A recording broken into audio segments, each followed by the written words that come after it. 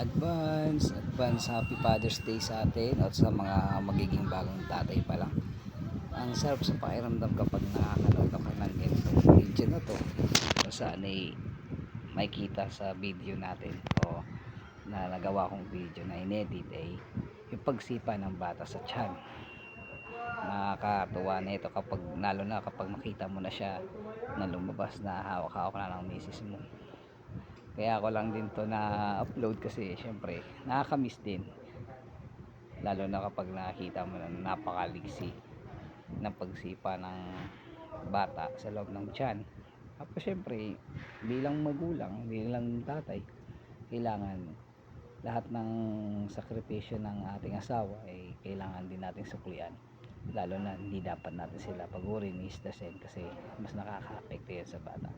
So ngayon, yun lang, advance happy Father's Day sa tulad nating mga tatay at sa magiging bagong tatay pa lang.